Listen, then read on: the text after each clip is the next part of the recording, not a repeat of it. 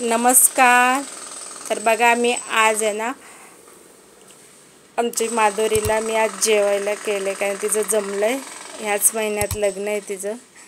तर बघा मी असं तिला जेवायला बनवलं आहे सगळं आणि फुलाचे डेकोरेशन केलं कारण मला रांगोळी काढायची होते.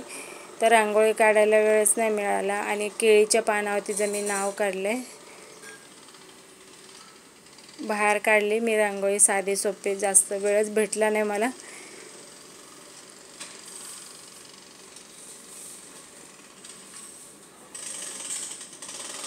तर आमच्या गावाला गडंगनर बोलतात आणि इकडे केळवण बोलतात. तर आम्ही केळीच्या पानावरती ना घरीच आम्ही नाव वगैरे काढलं. तर बघा अशी मी रांगोळी काढली साधी सोपीची, जास्त काय अशी.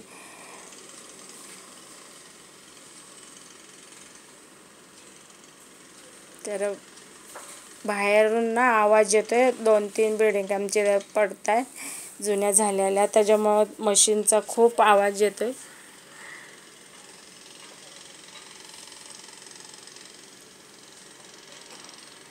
तर बघा मी कसं डिझाईन वगैरे केले, हे सगळं मी केले. तर त्याच्याबद्दल तुम्हाला चांगलं वाटलं तर नक्की कमेंट करा. तर आता जेवण झाल्याच्या नंतर आमच्याकडे ओटी भरतात. आपण काही पण देऊ शकतो मुलीला जे आपल्याला द्यायचं आहे ते. आणि मुलीच्या आईची पण ओटी भरायची असते. तर आमच्याकडे असं करतात. तर तुमच्याकडे असं करतात का नक्की कमेंट करून सांगा, कारण आमच्याकडे पद्धत आहे अशी. तर तुमच्याकडे असेल तर नक्की कमेंट करून सांगा.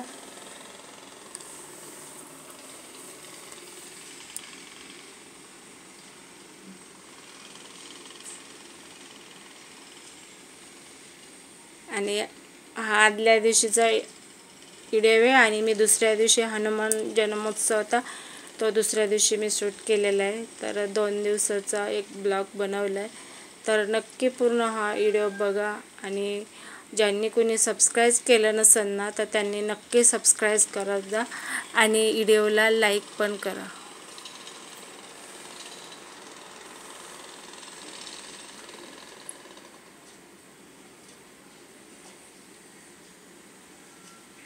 तर फोटोसाठी तिला 2-2 वेळेस पाया पडायला लावलं आणि साडीची कशी सवय नसते म्हणून वागता पण येत नाही.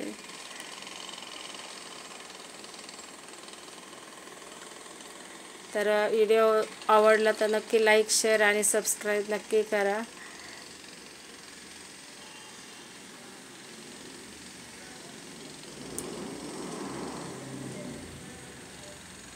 तर इथे काम चालू असल्यामुळे खूप आवाज येतो. तर आता हे बघा हे दुसरं बघा आम्ही इथे आता आलो सावरकर चौकामध्ये. हनुमान जन्मोत्सव आहे इथे. तर आम्ही दरवर्षी येतो पाया पडायला आणि उशिरा आलो कारण खूपच गर्दी होती. आता कमी झाली थोडी. तर बघा किती मस्त लाईटिंग वगैरे आणि झिरमळ्या वगैरे मस्त डेकोरेशन केले. खूप छान वाटत होतं बघा. आणि आमच्या घरापासून खूप जवळ आहे सावरकर चौक.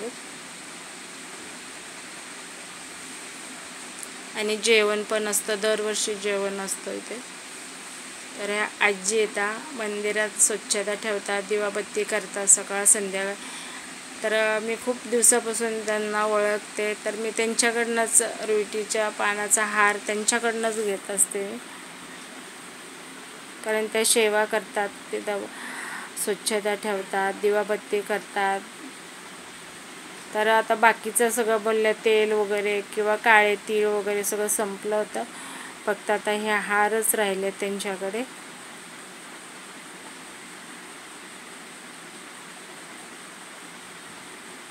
तर फटाके पण फोडत होते काही जण तिथं. तर असे मस्त वरती जाऊन फुटायचं तर खूप छान वाटत होतं. तर पाठीमागं माझा मुलगा आहे. आणि माझ्यासोबत एक ताई पण आलेल्या आहे. आता आम्हीच येतो दरवर्षी. बघा या.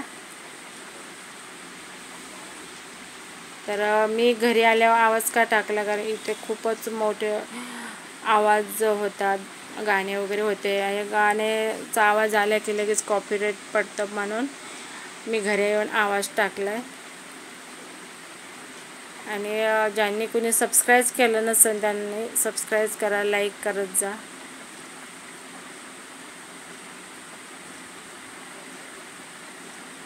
बघितलं आत्ता आम्ही एवढ्या 10 वाजता आलो तरी पण एवढी लाईन आहे दर्शनासाठी. आणि जेवायला पण आम्ही आलो तिकडनं तर खूपच मोठी लाईन होती.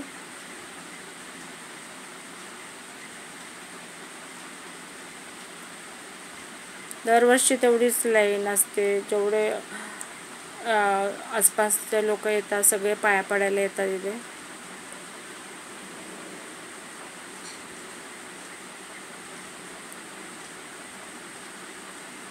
तर बराच वेळ झाला आम्ही आता इथे लाईनीत उभा आहेत. तर इथे मस्त बाहेरून पण हत्तीचे असे सोंड वगैरे त्यांचे लावून त्यांना पण डिझाईन वगैरे केलेली, फुलांची डिझाईन वगैरे होती. खूप छान वाटत होतं.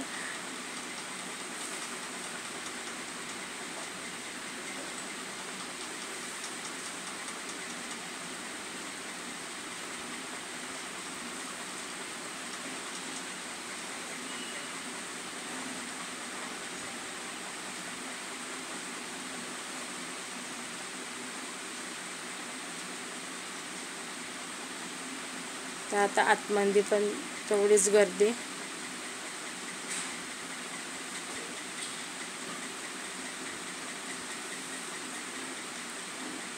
तर बघा इथे अशी पूजा वगैरे मांडलेली.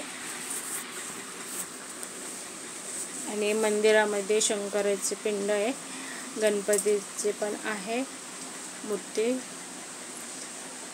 आणि हनुमान आहे साईडला. तर आमच्या गावाकडे लेडीजला मंदिरात म्हणजे लांबूनच पाया पडायला लावतात, पण इथे नाही. इथे लेडीज पण पाया पडतात, हार पण घालतात, नारळ पण फोडतात. असं काही नाही आमच्याकडे. तर तुमच्याकडे आहे का लेडीजला पाया पडून देत, तर नक्की कमेंट करून सांगा. आणि आवडलं तर लाईक शेअर सबस्क्राईब करा. चला, धन्यवाद.